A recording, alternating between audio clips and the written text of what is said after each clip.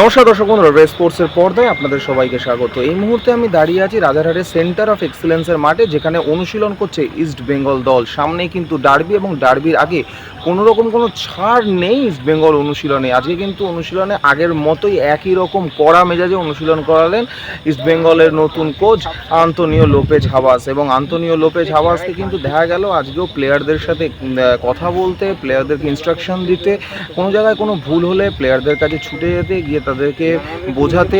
এবং সেখানে কিন্তু বোঝা যাচ্ছে না যে আন্তোনিও লোপেজ হাবাসের বয়স প্রায় 69 এবং 70 ছুটে চললো। তাকে কিন্তু এখনও দেখে মনে হচ্ছে যেন তিনি সেই তেজি পুরনো আন্তোনিও লোপেজ হাবাস, যেরকম তিনি এসেছিলেন যখন তিনি এটিকেতে ছিলেন, সেই সময় হাবাসের মতনই কিন্তু এখনও লাগছে।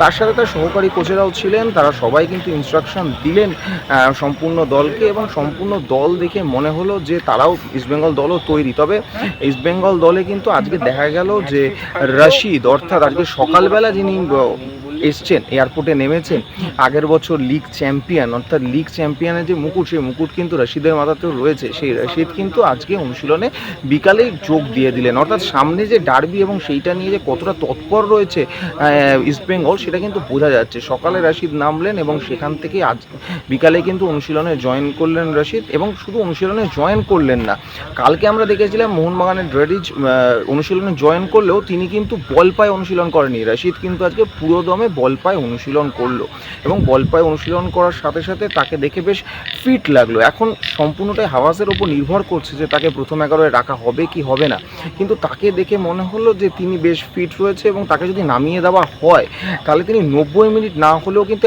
একটা অর্ধ খুব ভালোভাবেই খেলতে পারবেন ইস্টবেঙ্গলের জার্সি গায়ে মোহনবাগানের বিরুদ্ধে।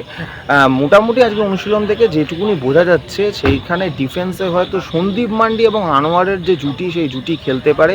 তার সাথে জয়গুপ্তা থাকবে এবং লাল থাকবে দুই সাইডে, মাঝখানে জিকসন এবং রোহিত, ওপরে থাকছে হলো এডমুন্ডের দুই সাইডে বিপিন এবং দানু, এবং সবার ওপরে থাকছে ডেভিড। গোলে কে থাকছে এটা নিয়ে একটা এখনও চর্চা চলতে পারে, সেখানে সেটা গিলও হতে পারে, সেখানে মুম্বাই থেকে আসা গোলকিপার লাচেম্পাও হতে পারে, সেইটা এই মুহূর্তে বলা সম্ভব না। তবে প্রথম 11 যে এটাই হবে সেটাই এই মুহূর্তে বলা যাচ্ছে না।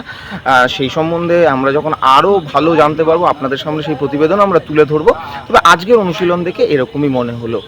অনুশীলন শেষে বেরোনোর সময় আন্তোনিও লোপেজ হাবাসের সাথে কিন্তু সেলফি তুললেন দর্শকেরা, এবং সেই সময় এক রিয়াল মাদ্রিদ সমর্থককে দেখে হাবাস কিন্তু সেই রিয়াল মাদ্রিদ ব্যাচে আঙ্গুল দেখিয়ে বললো যে এটাই হলো পৃথিবীর সবচেয়ে বড় দল। এবং মাদ্রিদ ডার্বি, অর্থাৎ অ্যাটলেটিকো মাদ্রিদ এবং রিয়াল মাদ্রিদ, এই মাদ্রিদ ডার্বি অনেকটা মোহনবাগান এবং ইস্টবেঙ্গলের মতন।